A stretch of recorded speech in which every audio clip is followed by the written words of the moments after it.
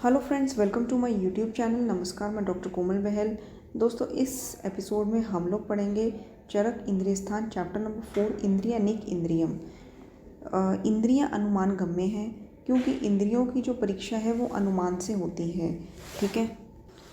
और दोष ना होने पर भी जब इंद्रियां विपरीत दिखाई दें तो उसको अरिष्ट बोलते हैं। ठीक है। अपना कार्य ठीक से ना करें, अर्थों को ग्रहण ठीक से ना करें तो उसको अरिष्ट बोलते हैं। जैसे कि अगर मधुर रस है वो अमल प्रतीत होता है, या फिर आकाश जो है मूर्तिमान है और पृथ्वी खाली दिखाई पड़ती है, मतलब कि पृथ्वी जैसे मूर्तिमान होती है बट आकाश मूर्तिमान दिखाई दे और आकाश की जगह पृथ्वी खाली दिखाई पड़ती है, तो इसको अरिष्ट कहते हैं। ठीक है। नॉट प्रॉपरली ओरिएंटेड, तो उसको अरिष्ट बोलते हैं कि पता नहीं चल रहा, उल्टा सीधा उसको अर्थों को इंद्रियां जो है ग्रहण कर रही हैं। अग्नि दृष्टिगोचर नहीं है, जल में जाल दिखाई दे, तो ये सब अरिष्ट के लक्षण हैं। स्वाभाविक रूप वाली अग्नि नीली काली दिखाई दे, 7 रात्रि के अंदर उसकी मृत्यु हो सकती है। इससे पहले वाले अध्याय में जो चैप्टर नंबर 2 था, मतलब कि पुष्पित कर्म इंद्रिय, इसमें 1 वर्ष में मृत्यु सूचक लक्षण बताए थे और इसमें 1 हफ्ते वाले मतलब 7 रात्रि के अंदर मृत्यु सूचक लक्षण है। सूर्य चांद जो है कांतिहीन दिखाई दे, शब्द के होने पर शब्द नहीं सुनता और शब्द ना हो तो सुनता है, मतलब साउंड हेलुसिनेशंस है, और शब्द अगर है तो सुन नहीं रहा, अगर नहीं कोई शब्द है तो सुनाई दे रहा है। बिना तपस्या योग साधना के दूरदर्शी अगर पुरुष बन जाए तो ये भी अरिष्ट लक्षण है 1 हफ्ते के, मतलब 7 रात्रि के। जो स्वस्थ पुरुष है वो प्रज्ञापराध से इंद्रिय जन्य विषयों में विकृति देखता है। ठीक है। तो स्वस्थ पुरुष है, देखिए हेल्दी तो है, लेकिन प्रज्ञापराध के कारण वो इंद्रिय जन्य विषयों में विकृति देखता है, मतलब कि ठीक से उसकी इंद्रियां अर्थों को ग्रहण नहीं कर पाती हैं। ठीक है। उसको अग्नि, ये जो पंच महाभूत है इसके रिलेटेड बताया हुआ है कि जल में जाल है, अग्नि दृष्टिगोचर नहीं है, पृथ्वी खाली है, आकाश मूर्तिमान है, सूर्य चांद कांतिहीन है।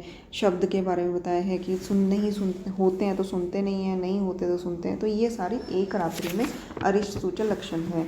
एंड इसके बाद हम स्टार्ट करते हैं चरक का इंद्रिय स्थान चैप्टर नंबर 5, पूर्व रूपीय इंद्रियम। इसमें क्या बताया है कि जो स्वप्न विषयक अरिष्ट है उसका वर्णन किया गया है, स्वप्न के भेदों का वर्णन किया गया है। अब इसमें सबसे पहले है कि ज्वर विषयक अरिष्ट में सर्वाणी पूर्व रूपाणी बताया गया है कि जब सारे लक्षण जो हैं ज्वर के रोगी में प्रेजेंट हों तो वो ज्वर विषयक अरिष्ट होता है, उसकी मृत्यु जो है वो निश्चित है। यक्ष्मा विषयक में क्या होता है कि प्रतिशाय, उसको जुकाम बहुत ज़्यादा है और स्त्री प्रासक्ति है, बल बहुत ज़्यादा क्षीण है, तो वो मतलब कि अरिष्ट कहलाता है। अगर उसको यक्ष्मा है तो उसकी मृत्यु निश्चित है। कुत्ते, ऊंट, गधे की सवारी या इनके साथ दक्षिण दिशा में जाता है स्वप्न में, तो ये यक्ष्मा से मरण कहलाता है। ठीक है। कुत्ता, ऊंट, गधा की सवारी, ठीक है, और इनके साथ दक्षिण दिशा में जाए। भूत प्रेतों के साथ मदिरा, यक्ष्मा का रोगी भयंकर ज्वर से पीड़ित होकर मर जाता है। और रक्त पित्त के रिलेटेड जो है, ये देखिए, मतलब पूर्व रूपी इंद्रिय अध्याय में जितने भी डिजीज़ हैं उसके पूर्व रूप रिलेटेड अरिष्ट बताए गए हैं कि इस तरह के पूर्व रूप होते हैं, इस तरह के स्वप्न आते हैं तो इस रोग से उसकी मृत्यु निश्चित है। तो ज्वर का एंड यक्ष्मा का मैंने बता दिया। एंड नेक्स्ट इसकी रक्त पित्त में स्त्री द्वारा दक्षिण दिशा में अगर जाए, ठीक है, स्वप्न में माला वगैरह पहने तो अरिष्ट है। गुल्म में क्या है कि शूल, आटोप, आंत्रकुंजन, दुर्बलता, ठीक है, लता कंटकी उगती हुई दिखती है स्वप्न में, तो वो भी अरिष्ट है। कुष्ठ में क्या होता है कि शतानी नाचा रोहंती, मतलब कि जो वूंड है, शत है, वो हील नहीं होता। रोहंती मतलब कि हील नहीं होता। अग्नि में ज्वाला नहीं दिखाई देती अगर यज्ञ हो रहा है तो। छाती पे कमल उग रहे हैं तो ये उगना वगैरह ये सब अरिष्ट हैं, ये गुल्म के कुष्ठ के अरिष्ट हैं। और प्रमेय में क्या है कि स्नान, चंदन वगैरह का लेप लगाने पर भी मक्खी बैठ जाए, क्योंकि हमने पहले भी पढ़ा था कि मधुर रस, जो रस की विकृति होती है, वीरस एंड मधुर रस होती है, तो मधुर रस वाले पुरुष में क्या होता है कि खुशबू वाले लेप भी लगा ले तब भी मक्खी बैठ रही है। ठीक है, क्योंकि उसके अंदर मधुर रस प्रदान होता है। तो इसी तरह से प्रमेय में भी मधुर रस प्रदान, स्वादु रस प्रदान होने से, स्नान चंदन के लेप लगाने से मक्खी बैठ जाए। स्वप्न में चंडालों के साथ मतलब कि स्नेह हो, प्रेम हो, तो ये जो है प्रमेय के अरिष्ट सूचक लक्षण है।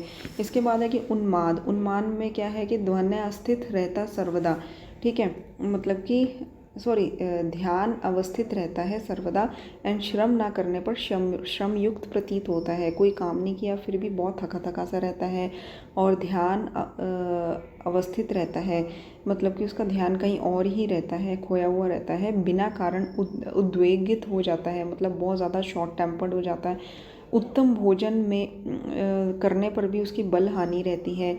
मन उसका अस्थिर रहता है, क्योंकि ऑलरेडी हमने रोग ही उन्माद है, तो मन का ही मानसिक प्रॉब्लम है, मानसिक डिजीज़ है, मानसिक व्याधि है, तो मन अस्थिर रहता है। ठीक है। लुप्त चित्तम उदीर्ततम, ये वर्ड इसके लिए यूज़ किया गया है जब मन अस्थिर रहता है। लुप्त चित्तम उदीर्तम, राक्षसों के साथ नाचता है, जल में डूब जाता है। ठीक है। तो मतलब ध्यान उसका जो है कहीं और ही रहता है। फिर मन अस्थिर रहता है।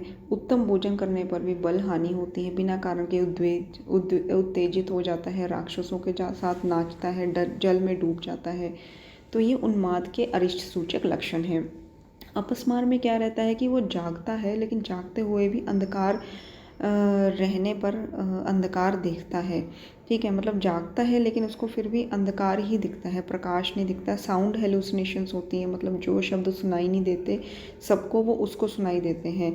स्वप्न में मतवाला होकर नाचता है, सिर को नीचे करके प्रेत ले जा रहे हैं, मतलब उसके सिर को नीचे करके प्रेत लेकर जा रहे हैं उसको, मतवाला होकर नाचता है। तो ये अपस्मार सूचक लक्षण है। एंड बहिरायाम विषयक पूर्वक, बहिरायाम के पूर्व रूप जो अरिष्ट है वो क्या है कि शयन करके उठने पर उसकी पूरी बॉडी में स्टिफनेस रहती है। और मतलब कि स्वप्न में शशकुली मतलब पूड़ियाँ खाता है, अपाप मालपुए खाता है, ये बहिरायाम है। स्वप्न विषयक अरिष्ट और क्या क्या है कि मृत्यु काल, जैसे कि वात पित्त कफ से मनोवाही स्रोत जो है वो क्या जैसे अवरुद्ध हो जाते हैं, मनोवाही स्रोत पूर्ण हो जाते हैं इन तीनों दोषों से, तो उसको जो है भयंकर स्वप्न आते हैं। तो मतलब आप यही याद रखिए कि इसमें हमने तो और आगे क्या पढ़ना है इसमें। देखिए इसमें स्वप्न में और क्या है कि आत्मा जो है वो अहंकारित हो जाती है, राजस गुण से युक्त हो जाती है। ठीक है। और सुषुप्ति मतलब कि तामस है, जागृत मतलब कि सत्व। तो स्वप्न के भेद कितने बताए आचार्य चरक ने? 7। एंड शुरू के 5 जो है वो अफलदायी होते हैं, लास्ट वाले 2 फलदायी होते हैं। आचार्य काश्यप कहते हैं कि फलदायी स्वप्न जो है जो 6 होते हैं, जो आचार्य चरक ने 2 बताए हैं, एंड निष्फल 10 होते हैं, जो आचार्य चरक ने 5 बताए हैं। जो स्वप्न रात्रि के प्रथम प्रहर में आए वो अल्प फल देता है, लेकिन वो और जो पुनः जो है सोने न दे वो महाफल देता है। ठीक है। रात्रि के प्रथम पैर में अगर स्वप्न आता है तो वो अल्प फल देता है, और ऐसा स्वप्न जो पुनः शयन न करे जिससे रोगी, वो महाफल देने वाला होता है। तो इस तरह से इस अध्याय में हमने ज्वर विषय का सूचक लक्षण पढ़े हैं, सर्वाणी पूर्व रूपाणी एंड यक्ष्मा विषय की बल क्षीण प्रतिशाय, स्त्री में प्रासक्ति, कुत्ता ऊँट इस पर सवारी, दक्षिण दिशा में जा रहा है, भूत प्रेतों के साथ मदिरा कर रहा है। तो भयंकर ज्वर से पीड़ित यक्ष्मा का रोगी जो है मृत्यु हो जाती है उसकी। रक्तपित्त में स्त्री द्वारा दक्षिण दिशा में जा रहा है, माला वगैरह पहन रहा है। गुल्म में आटोप कुंजन, आंत्रकुंजन, दुर्बलता, शूल और लता कंटकी उगती है दिखाई दे, और कुष्ठ में जो है छाती पे कमल उगते दिखाई दें। अग्नि से ज्वाला यज्ञ में नहीं दिखाई देती है, और शत जो है हील नहीं होते हैं। प्रमेय में स्नान चंदन लेप करने पर भी मक्खी बैठती है। चंडालों के साथ स्नेह करता है। उन्माद में मन अस्थिर रहता है। ध्यान अवस्थित रहना सर्वदा, और श्रम ना करने पर भी श्रमयुक्त होना, थका हुआ सा होना। राक्षसों के साथ नाचता है, जल में डूबता है। उत्तम भोजन करने पर भी बल हानि और बिना कारण के उद्वेग आ जाता है, उसको उत्तेजित हो जाता है। अपस्मार में जागते हुए भी अंधकार दिखता है, साउंड हेलुसिनेशन है। स्वप्न में मतवाला होकर नाचता है, भूत प्रेत नीचे सिर करके उसको लेकर जा रहे हैं। बहिरायाम में शयन करके उठने पर स्टिफनेस होती है। सपने पर पूड़ियाँ मालपुए खाता है, और शशकुली जिसे बोलते हैं, अपाप को मालपुए बोलते हैं, शशकुली पूड़ी को बोलते हैं। स्वप्न विषय का अरिष्ट। नेक्स्ट इसके जो आचार्य चरक ने 7 भेद स्वप्न के बताए हैं, जिसमें 2 फलदायक होते हैं, 5 फलदायक नहीं होते हैं। आचार्य काश्यप ने 10 स्वप्न के भेद हैं जो निष्फल बताए हैं, एंड 6 हैं जो फलदायी बताए हैं। जो स्वप्न रात्रि के प्रथम पहर में आता है वो अल्प फल देने वाला होता है, और ऐसा स्वप्न जिसके आने के बाद पुनः शयन ना करे रोगी, तो वो महाफल देने वाला होता है। ठीक है, तो सुषुप्ति अवस्था जो होती है तामस होती है, जागृत अवस्था सत्व कहलाते हैं। जो स्वप्न होता है उसमें मृत्यु सूचक लक्षण क्या है कि आत्मा जो है राजस गुण से युक्त हो जाती है।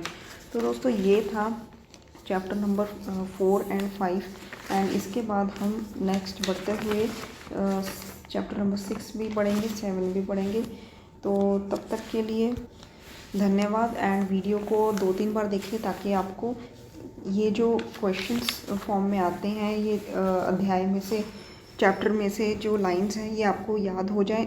मोस्ट इम्पॉर्टेंट पॉइंट्स ही मैंने इसमें आपको कराए हैं, क्योंकि पूरा चैप्टर पढ़ने में बहुत टाइम वेस्टेज होता है और उसमें कुछ खास आने वाला नहीं है। For make sure and bar bar video को देखिए ताकि मोस्ट इम्पॉर्टेंट पॉइंट्स आपको लर्न हो जाए एंड आपके एटलीस्ट ये सारे क्वेश्चंस गलत ना हो। एंड अगर आपको पीडीएफ चाहिए तो आप कमेंट बॉक्स में कमेंट करिए। ये जो पीडीएफ या फिर जिसे हम कहते हैं ई बुकलेट चरक के एमसीक्यूज़ की ऑन चरक वॉल्यूम 1, वो हम आपको 200 रुपये में प्रोवाइड कर देंगे। आप हमें कमेंट बॉक्स में कमेंट करिए। Thank you so much.